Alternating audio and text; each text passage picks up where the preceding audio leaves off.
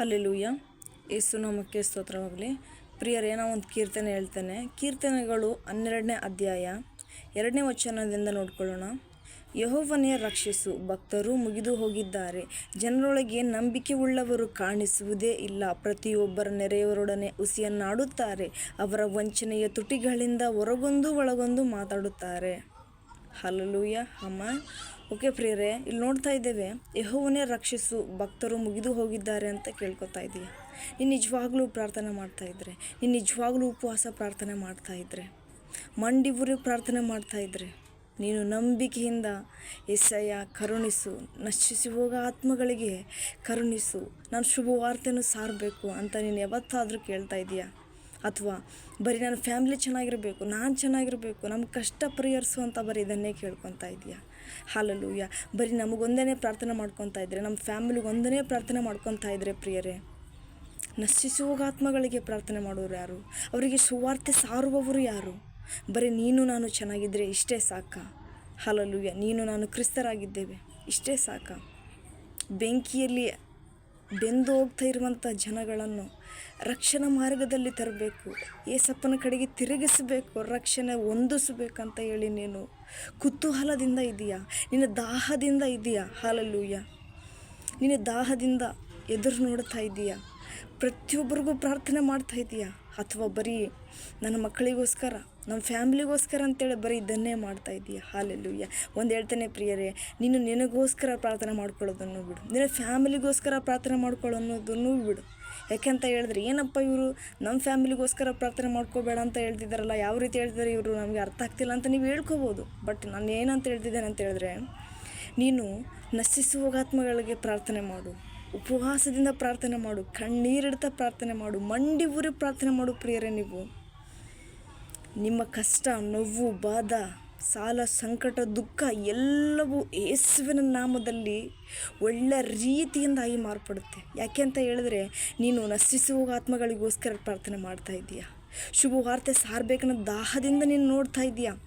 ಈ ರೀತಿ ನೀನು ಮಾರ್ಪಟ್ಟಾಗ ನಿನ್ನ ಕಷ್ಟ, ನೋವು, ನೀನು ಮಾಡ್ತಾ ಇರೋದು ಬರೀ ಅನ್ಯ ಜನಗಳಿಗೋಸ್ಕರ ಮಾಡ್ತಾ ಇದೆಯಾ. ಆದರೆ ಯೇಸಪ್ಪನಲ್ಲಿ ಹೇಳ್ತಾ ಇದ್ದಾನೆ, ನೀನು ನಶಿಸಿ ಹೋಗೋ ಆತ್ಮಗಳಿಗೆ ಪ್ರಾರ್ಥನೆ ಮಾಡ್ತಾ ಇದ್ದರೆ, ನಿನ್ನ ಕುಟುಂಬದಲ್ಲಿರುವ ನೋವು, ಸಮಸ್ಯೆ ಎಲ್ಲವೂ ಯೇಸುವಿನ ನಾಮದಲ್ಲಿ ಸಂಪೂರ್ಣವಾಗಿ ಬಿಡುಗಡೆ ಆಗುತ್ತೆ ಪ್ರಿಯರೇ, ಸಂಪೂರ್ಣವಾಗಿ ಬಿಡುಗಡೆ ಆಗುತ್ತೆ. ಹಲ್ಲೆಲೂಯ. Glory to master.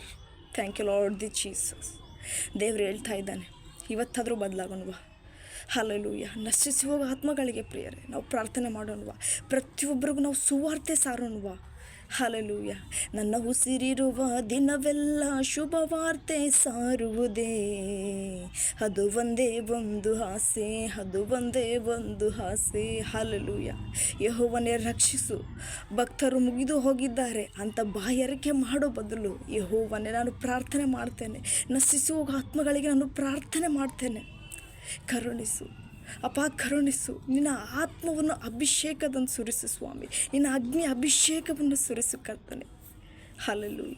ಪ್ರತಿಯೊಂದು ಹೃದಯಗಳು ಮಾರ್ಪಡಿಸು ಯೇಸುವಿನ ನಾಮದಲ್ಲಿ. ಪ್ರಿಯರೇ, ನೀವು ಶುಭವಾರ್ತೆಯನ್ನು ಸಾರ್ತಾ ಇದ್ದರೆ ಎಂಥ ಕಠಿಣವಾದ ಹೃದಯಗಳಾದರೂ ಕೂಡ ಮಾರ್ಪಡುತ್ತೆ ಪ್ರಿಯರೇ. ಹಲ್ಲೆಲೂಯ. ಎಂಥ ಕಠಿಣ ಹೃದಯವಾದರೂ ಕೂಡ ಮೃದುವಾಗಿ ಮಾರ್ಪಡುತ್ತೆ. ಹಲ್ಲೆಲೂಯ. ಆತನು ನಮ್ಮ ಹತ್ರ ಏನು ಕೇಳಿದ್ದಾನೆ? ಆಸ್ತಿ ಕೇಳಿದ್ದಾನ? ಅಂತಸ್ತು ಕೇಳಿದ್ದಾನ? ಹಲ್ಲೆಲೂಯ. ಆತನು ಕೇಳಿರೋದು ನಮ್ಮ ಹೃದಯವನ್ನು ಪ್ರಿಯರೇ. ಆಸ್ತಿಯನ್ನು ಕೇಳಲಿಲ್ಲ, ಅಂತಸ್ತನ್ನು ಕೇಳಲಿಲ್ಲ, ಹೃದಯವನ್ನೇ ಕೇಳಿದನಯ್ಯ. ಹಲ್ಲೆಲೂಯ. ಸೊ ಈ ಥರ ನಾವು ಹಾಡಾಡ್ತೇವೆ. ಅದೇ ರೀತಿಯಾಗಿ ನಮ್ಮ ಹೃದಯವನ್ನು ಅರ್ಪಿಸೋಣವ, ಪ್ರತಿಯೊಬ್ಬರ ರಕ್ಷಣೆ ಮಾರ್ಗದಲ್ಲೇ ನಿಲ್ಲಿಸೋಣವ, ಅವರ ಹೃದಯವನ್ನು ಕೂಡ ಯೇಸುವಿನ ಕಡೆಗೆ ತಿರುಗಿಸೋಣವ. ಹಲ್ಲೆಲೂಯ. ನೀನು ಬೇರೆಯವ್ರಿಗೋಸ್ಕರ ಪ್ರಾರ್ಥನೆ ಮಾಡ್ತಾ ಇರು, ನಿನ್ನ ಕಷ್ಟ ಕೂಡ ಬದಲಾಗುತ್ತೆ ಪ್ರಿಯರೇ. ಬರೀ ನನಗೋಸ್ಕರ, ನನ್ನ ಕಷ್ಟಕ್ಕೋಸ್ಕರ ನೀನು ಪ್ರಾರ್ಥನೆ ಮಾಡ್ಕೋತಾ ಇರ್ಬೋದು, ಆದರೆ ಇವತ್ತು ಮಾರ್ಪಡು, ಇವತ್ತು ನಿಜವಾದ ತಿಳ್ಕೊ. ಯಾಕೆಂದರೆ ಇಲ್ಲಿ ದೇವರು ಮಾತಾಡ್ತಾ ಇದ್ದಾರೆ ಪ್ರಿಯರೇ. ಏನಂತ ಹೇಳಿದ್ರೆ, ಯೆಹೋವನೇ ರಕ್ಷಿಸು, ಭಕ್ತರು ಮುಗಿದು ಹೋಗಿದ್ದಾರೆ ಅಂತ ನೀನು ಬಾಯಾರಿಕೆ ಮಾಡ್ತಾ ಇದ್ದೀಯಾ, ಬಾಯಾರಿಕೆ ಮಾತಾಡಿದ್ಯಾ, ಬರೀ ಮಾತಾಡ್ತಾ ಇದ್ದೀಯಾ. ಅದನ್ನು ಬಿಡು, ಪ್ರಾರ್ಥನೆಯಲ್ಲಿ ಕೇಳ್ಕೊ, ಮಂಡಿ ಊರಿಗೆ ಕೇಳ್ಕೊ, ಉಪವಾಸ ಪ್ರಾರ್ಥನೆಯಿಂದ ಕೇಳ್ಕೊ. ಎಲ್ಲವೂ ಕೂಡ ಬದಲಾಗುತ್ತೆ ಪ್ರಿಯರೇ. ಒಂದಲ್ಲ ಒಂದು ದಿನ ಬದಲಾಗೇ ಆಗುತ್ತೆ. ನೀನು ಅವರಿಗೆ ಸುವಾರ್ತೆ ಸಾರು. ಹಲ್ಲೆಲೂಯ. ಪ್ರಪಂಚವು ಪ್ರತಿಯೊಬ್ಬರಿಗೂ ಪ್ರಾರ್ಥನೆ ಮಾಡು ಅಂತ ಹೇಳ್ತಾ ಇದ್ದೀನಿ, ಆದರೆ ಪ್ರಪಂಚವು ಪ್ರತಿಯೊಬ್ಬರೂ ಕೂಡ ನಮಗೆ ಪರಿಚಯ ಇಲ್ಲ. ನಿಜ, ನೀವು ಇದನ್ನು ನನ್ನ ಕೇಳ್ಬೋದು ಕ್ವಶನ್ ಮಾಡಿ, ಹಲ್ಲೆಲೂಯಾ. ಯಾಕೆ ಅಂತ ಹೇಳಿದ್ರೆ ಇದು ತುಂಬ ಒಳ್ಳೆ ಕ್ವಶನ್ನೇ. ಪ್ರತಿಯೊಬ್ಬರು ಕೂಡ ನನ್ನ ಪರಿಚಯ ಆಗೋದಿಲ್ಲ, ಆದರೆ ನಾವು ಪ್ರತಿದಿನವೂ ಕೂಡ ಒಬ್ಬರಲ್ಲ ಒಬ್ಬರನ್ನ ಭೇಟಿ ಆಗ್ತೇವೆ ಅಲ್ವಾ ಪ್ರಿಯರೇ. ಹಲ್ಲೆಲೂಯಾ. ಸ್ಕೂಲಲ್ಲಾಗಿರ್ಬೋದು, ಕಾಲೇಜಲ್ಲಾಗಿರ್ಬೋದು, ಯಾವುದೇ ಊರುಗಳಲ್ಲಿ ಆಗಿರ್ಬೋದು, ಯಾವುದೇ ಪ್ರವಾಸಕ್ಕೆ ಹೋದರೂ ಆಗಿರ್ಬೋದು, ಯಾವುದೇ ಕೆಲಸಕ್ಕೆ ಹೋದರೂ ಆಗಿರ್ಬೋದು, ಎಂಥ ಸ್ಥಳದಲ್ಲೇ ಆಗಿರ್ಬೋದು, ಒಬ್ಬರಲ್ಲ ಒಬ್ಬರು ಒಂದಲ್ಲ ಒಂದು ದಿನ ನಮಗೆ ಪರಿಚಯ ಆಗ್ತಾನೆ ಇರ್ತಾರೆ. ಅವ್ರಿಗೋಸ್ಕರ ನಾವು ಶುಭವಾರ್ತೆ ಸಾರಬೇಕಾಗಿದೆ, ಅವ್ರಿಗೋಸ್ಕರ ನಾವು ಪ್ರಾರ್ಥನೆ ಮಾಡಬೇಕಾಗಿದೆ ಪ್ರಿಯರೇ. ಹಲ್ಲೆಲೂಯಾ. ಅವ್ರು ಕೇಳ್ತಾರೋ ಬಿಡ್ತಾರೋ ಸೆಕೆಂಡ್ರಿ, ಬಟ್ ನಮ್ಮದೇ ಉದ್ದೇಶ ಏನು? ನಮ್ಗೆ ತಿಳಿಸ್ಬೇಕಾಗಿರೋ ಶುಭ ಸಂದೇಶವನ್ನು ತಿಳಿಸೋಣವಾ. ಯಾಕೆ ಅಂತ ಹೇಳಿದ್ರೆ ಸ್ಕೂಲಲ್ಲಿ ಆಗಿರ್ಬೋದು, ಕಾಲೇಜಲ್ಲೇ ಆಗಿರ್ಬೋದು, ಲೆಕ್ಚರು ನಮ್ಮ ಸ್ಟೂಡೆಂಟ್ ಪಾಠ ಮಾಡ್ತಿರ್ತಾರೆ. ಸ್ಟೂಡೆಂಟ್ಗಳೆಲ್ಲ ಎಲ್ಲರೂ ಕೇಳ್ತಾರೆ, ಎಲ್ಲರೂ ಕೂಡ ಒಳ್ಳೆ ಮಾರ್ಕ್ಸೇ ತೆಗಿತಾರೆ. ಯಾರಿಗೆ ಇಂಟ್ರೆಸ್ಟ್ ಇದೆಯೋ, ಯಾರು ಅದರಲ್ಲಿ ಆಸಕ್ತರಾಗಿದ್ದಾರೋ ಅವರು ಮಾತ್ರ ತಿಳ್ಕೊತಾರೆ, ಗ್ರಹಿಸ್ಕೋತಾರೆ, ಅವರು ರ್ಯಾಂಕ್ ಬರ್ತಾರೆ. ಅದೇ ರೀತಿಯಾಗಿ ನಾವು ಹೇಳೋಣವಾ, ನಮ್ದು ಹೇಳೋ ಕರ್ತವ್ಯ ಇದೆ ಪ್ರಿಯರೇ, ನಾವು ತಿಳಿಸೋಣ. ಅವರು ಬದಲಾಗ್ತಾರೋ ಬಿಡ್ತಾರೋ ಅದು ಸೆಕೆಂಡ್ರಿ. ಹಲ್ಲೆಲೂಯಾ. ಯಾಕೆಂದರೆ ನಾವು ಪ್ರತಿಯೊಬ್ಬರೂ ಕೂಡ ಸುವಾರ್ತೆ ಸಾರಬೇಕಾಗಿದೆ. ಯಾಕೆಂದರೆ ಪರಲೋಕದಲ್ಲಿ ನಮ್ಮನ್ನು ನಾಳೆ ಹೋದಾಗ ಏಸಪ್ಪ ಕೇಳ್ತಾನೆ, ಎಷ್ಟೆಷ್ಟು ಜನಕ್ಕೆ ನೀವು ಯಾವ್ಯಾವ ರೀತಿಯಾಗಿ ಸುವಾರ್ತೆ ಸಾರಿದ್ದೀರಂತ. ನಮ್ಮನ್ನು ಯಾಕೆ ಏಸಪ್ಪನು ನಮ್ಮನ್ನು ರೂಪಿಸದೇನಂತ ಹೇಳಿದ್ರೆ ಪ್ರಿಯರೇ, ನಿಜವಾಗ್ಲೂ ಹೇಳ್ತೇನೆ, ನಾವು ಸಾಧನೆ ಮಾಡೋಕ್ಕೋಸ್ಕರ ಏನು ಸಾಧನೆ ಗೊತ್ತಾ?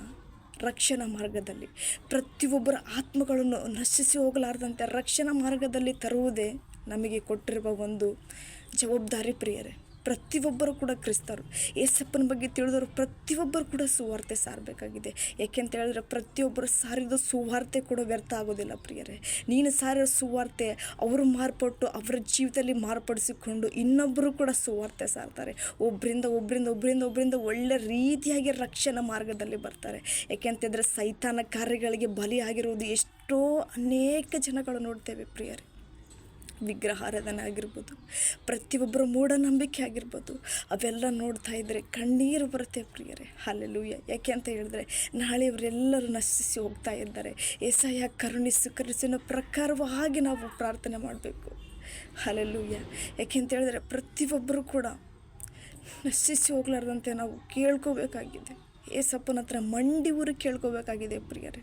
ಸೊ ಇವತ್ತಿನ ವಾಕ್ಯದಲ್ಲಿ ಏನು ಹೇಳ್ತಾ ಇದ್ದಾನೆಂದರೆ, ಯೆಹೋವನೇ ರಕ್ಷಿಸು, ಭಕ್ತರು ಮುಗಿದು ಹೋಗಿದ್ದಾರೆ ಅಂತ ಬರೀ ಬಾಯಾರಿಕೆ ಮಾಡುವುದಲ್ಲ, ಪ್ರಾರ್ಥನೆ ಮಾಡು, ಶುಭವಾರ್ತೆ ಸಾರು. ಪ್ರತಿಯೊಬ್ಬರು ಕೂಡ ಸುವಾರ್ತೆ ಸಾರು. ನಿನಗೆ ಓದೋಕ್ಕೂ ಬರಲಿದ್ರು ಕೂಡ ನೀನು ಎದ್ರ ಬಗ್ಗೆ ತಿಳ್ಕೊಂಡಿದ್ದೋ, ಏಸಪ್ಪನ ಬಗ್ಗೆ ನೀನು ಎಷ್ಟು ಗೊತ್ತಿದೆಯೋ ಅದನ್ನು ಗ್ರಹಿಸ್ಕೊಂಡು ಇನ್ನೊಬ್ರಿಗೂ ಕೂಡ ಒಳ್ಳೆ ರೀತಿಯಾಗಿ ತಿಳಿಸು. ಹಲ್ಲೆಲೂಯಾ. ಯಾಕೆಂದರೆ ಈ ಸುವಾರ್ತೆ ಸಾರಬೇಕಾಗಿದ್ದರೆ ಒಬ್ಬೊಬ್ಬರು ಹೇಳ್ಬೋದು, ನಮಗೆ ಓದೋಕ್ಕೆ ಬರೋದಿಲ್ಲ, ನಮಗೆ ಬರೆಯೋಕ್ಕೂ ಬರೋದಿಲ್ಲ, ನಾವು ಯಾವ ರೀತಿ ಹೇಳಬೇಕು ಅಂತ ಹೇಳ್ಬೋದು. ಆದರೆ ನಿಜವಾಗ್ಲೂ ಹೇಳ್ತೇನೆ, ನೀವು ಓದೋಕ್ಕೂ ಬರೆಯೋಕ್ಕೂ ನಿಮಗೆ ಬರಲಿದ್ರೂ ಕೂಡ ನಿಮ್ಮ ಪವಿತ್ರಾತ್ಮ, ನಿಮ್ಮ ಒಳಗಡೆ ಇರುವ ಪವಿತ್ರಾತ್ಮನ ಕಾರ್ಯ ಮಾಡ್ತಾನೆ ಪ್ರಿಯರೇ. ಹಲ್ಲೆಲೂಯಾ. ನಿನ್ನ ನಂಬಿಕೆಯಿಂದ ಹೋಗಿ ಸುವಾರ್ತೆ ಸಾರು, ನಿನ್ನ ಜೊತೆಗೆ ಪವಿತ್ರಾತ್ಮನು ಇರ್ತಾನೆ. ಹಲ್ಲೆಲೂಯಾ. ಸೊ ಯೆಹೋವನೇ ರಕ್ಷಿಸು, ಭಕ್ತರು ಮುಗಿದು ಹೋಗಿದ್ದಾರೆ ಅಂತ ಹೇಳಿದ್ರೆ, ಸೊ ನಾನು ಹೇಳ್ತಾ ಇದ್ದೇನೆ ಪ್ರಾರ್ಥನೆ ಮಾಡಬೇಕಾಗಿದೆ ಮೊದಲನೇದು. ಎರಡನೇದು ಹೇಳ್ತೇನೆ, ಜನರೊಳಗೆ ನಂಬಿಕೆ ಉಳ್ಳವರು ಕಾಣಿಸುವುದೇ ಇಲ್ಲ.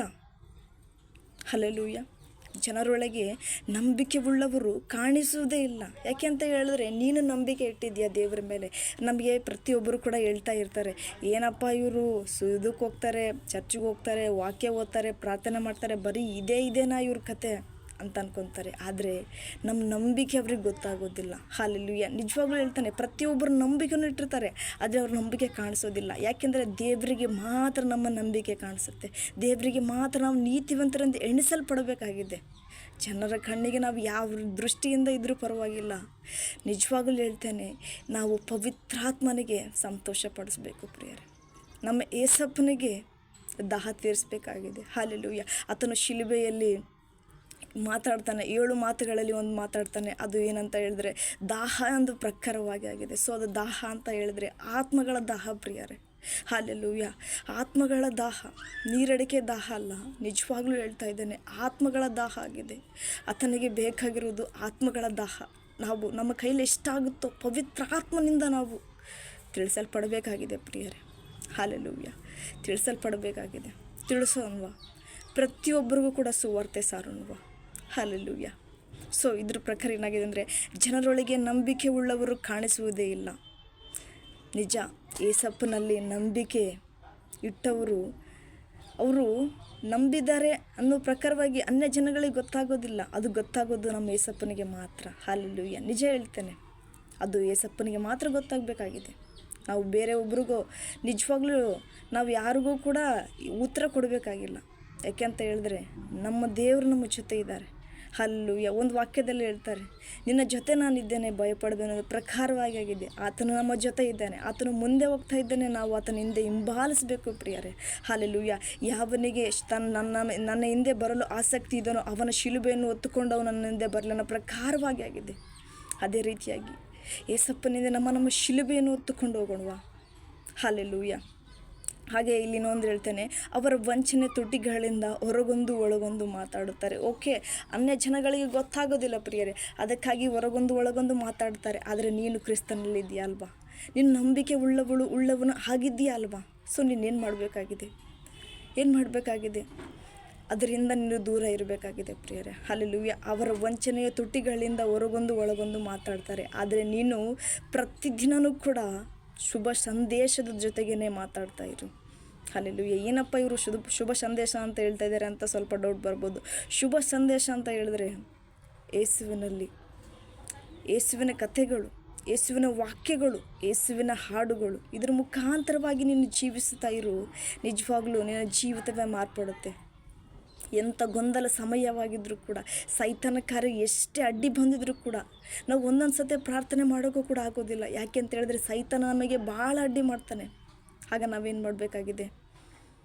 ಹಲ್ಲೆಲೂಯಾ. ನಾವು ಸೈತಾನನ ಮಾತ್ಯಾವುದು, ಪವಿತ್ರಾತ್ಮನ ಮಾತ್ಯಾವುದು ಎಂಬುದು ಗ್ರಹಿಸ್ಕೊಳ್ಬೇಕಾಗಿದೆ. ಸೊ ಗ್ರಹಿಸ್ಕೊಳ್ಬೇಕು ಅಂತ ಹೇಳಿದ್ರೆ ಪವಿತ್ರಾತ್ಮ ನಮ್ಮ ಒಳಗಡೆ ಇರಬೇಕಾಗಿದೆ ಪ್ರಿಯರೇ. ಪವಿತ್ರಾತ್ಮನು ನಮ್ಮ ಒಳಗಡೆ ಇದ್ದರೆ ಆ ಸೈತಾನ ಮಾತಾಡ್ತಿರುವ ಮಾತಿಗೆ ಅವರು ಎದುರು ಉತ್ತರವಾಗಿ ಕೊಡ್ತಾರೆ. ನೀನು ಸೈತಾನ ಮಾತಾಡ್ತಾ ಇದೆ, ನೀನು ನನಗಾಗಿ ಪ್ರಾರ್ಥನೆ ಮಾಡಬೇಕಾಗಿದೆ. ಹೋಗು, ಮಂಡಿ ಊರು, ಪ್ರಾರ್ಥನೆ ಮಾಡು, ನಶಿಸಿ ಹೋಗುವ ಆತ್ಮಗಳಿಗೆ ಪ್ರಾರ್ಥನೆ ಮಾಡು, ಇವರಿಗೆ ಸುವಾರ್ತೆ ಸಾರು, ಶುಭವಾರ್ತೆ ಸಾರು ಅನ್ನೋ ಪ್ರಕಾರವಾಗಿ ನಮಗೆ ಪವಿತ್ರಾತ್ಮನು ಹೇಳ್ಕೊಡ್ತಾನೆ. ಅದು ನಿಜವಾಗ್ಲೂ ಪವಿತ್ರಾತ್ಮ. ಇನ್ನೂ ಒಂದು ಹೇಳ್ಕೊಡ್ತಾನೆ, ಏನು ಪ್ರಾರ್ಥನೆ ಮಾಡ್ತೀನಿ, ಸಾಕ್ಬಿಡು, ಟಿ ವಿ ನೋಡು, ಫೋನ್ ನೋಡು, ಹಲ್ಲೆಲೂಯಾ, ಫ್ರೆಂಡ್ ಜೊತೆ ಮಾತಾಡು, ಬೇರೆ ಕೆಲಸಗಳು ಮಾಡ್ಕೊ ಇದ್ದರೆ. ಇದಲ್ಲ ಪ್ರಿಯರೇ, ನಾವು ಏಸಪ್ಪನಿಗೆ ಕೊಡಬೇಕಾಗಿರೋ ಸಮಯವನ್ನು, ಪವಿತ್ರಾತ್ಮನಿಗೆ ಕೊಡಬೇಕಾಗಿರೋ ಸಮಯವನ್ನು ಸೈತಾನಿಗೆ ಕೊಡಬಾರ್ದು. ಹಲ್ಲೆಲೂಯಾ. ಸೊ ಈಗಾದರೂ ಮಾರ್ಪಡೋಣವಾ? ಆ ಫೋನನ್ನು ಬಿಟ್ಟು, ಆ ಟಿ ವಿಯನ್ನು ಬಿಟ್ಟು, ಎಂಟರ್ಟೈನ್ಮೆಂಟ್ಗೋಸ್ಕರ ನೋಡು ಎಲ್ಲವನ್ನೂ ಬಿಟ್ಟು ಸತ್ಯವೇದವನ್ನು ಓದೋಣವಾ. ಹಲ್ಲೆಲೂಯಾ. ಸೊ ನಾನು ನಿನಗಿಲ್ಲಿ ಎಂಟರ್ಟೈನ್ಮೆಂಟ್ಗೋಸ್ಕರ ನೀನು ನೋಡು ಫುಲ್ ಸ್ಟಾಪಾಗಿ ನಿಲ್ಲಿಸ್ಬಿಡು ಶಾಶ್ವತವಾಗಿ ಅಂತ ಹೇಳೋದಿಲ್ಲ. ಅದಕ್ಕೂ ಅಂತ ಒಂದು ಸಮಯ ಇರುತ್ತೆ. ಬಟ್ ಜೀಸಸ್ಗೆ ಕೊಡುವಂಥ ಒಂದು ಸಮಯನೂ ಕೂಡ ಇರುತ್ತೆ ಅಲ್ವಾ? ಅದನ್ನು ಗ್ರಹಿಸ್ಕೋಬೇಕಾಗಿದೆ, ತಿಳ್ಕೊಳ್ಬೇಕಾಗಿದೆ ಪ್ರಿಯರೇ. ಹಲ್ಲೆಲೂಯಾ. ತಿಳ್ಕೊಂಡು ಪ್ರತಿಯೊಬ್ಬರಿಗೂ ಕೂಡ ನಾವು ಸುವಾರ್ತೆ ಸಾರಬೇಕಾಗಿದೆ. ಸಾರೋಣವಾ. ಹಲ್ಲೆಲೂಯಾ. ಇದನ್ನು ಯಾರ್ಯಾರು ಕೇಳ್ತಾ ಇದ್ದೀರೋ ಗೊತ್ತಿಲ್ಲ. ಸೊ ನಿಮ್ಮ ಜೀವಿತದಲ್ಲಿ ಮಾರ್ಪಡಿಸ್ಕೊಳ್ಳಿ. ಯಾಕೆಂದರೆ ಇವತ್ತು ಏಸಪ್ಪನು ಮಾತಾಡ್ತಾ ಇದ್ದಾನೆ, ವಾಕ್ಯದ ಮುಖಾಂತರ ಮಾತಾಡ್ತಾ ಇದ್ದಾನೆ. ಆತನ ದಾಹ ಏನಂತ ಹೇಳಿದ್ರೆ ನಶಿಸಿ ಹೋಗೋ ಆತ್ಮಗಳಿಗೆ ರಕ್ಷಣಾ ಮಾರ್ಗದಲ್ಲಿ ತರುವುದು, ನಾವು ಶುಭ ಸಂದೇಶವನ್ನು ಸಾರುವುದಾಗಿದೆ ಪ್ರಿಯರು. ಹಲ್ಲೆಲೂಯಾ. ಸೊ ಇದ್ರ ಮುಖಾಂತರವಾಗಿ ನಿಮ್ಮ ಜೀವನಗಳು ಮಾರ್ಪಡಿಸಿಕೊಳ್ಳ್ರಿ ಅಂತ ಕೇಳ್ಕೊತೇನೆ. ನಿಮ್ಮೆಲ್ಲರಿಗೋಸ್ಕರ ನಾನು ಪ್ರಾರ್ಥನೆ ಮಾಡ್ತೇನೆ. ಯಾರಾದರೂ ನನಗೆ ಕಮೆಂಟ್ ಮಾಡಿದರೆ ನಾನು ಪ್ರಾರ್ಥನೆ ಮಾಡ್ತೇನೆ. Hallelujah. Thank you. My God bless you. Hallelujah. Amen.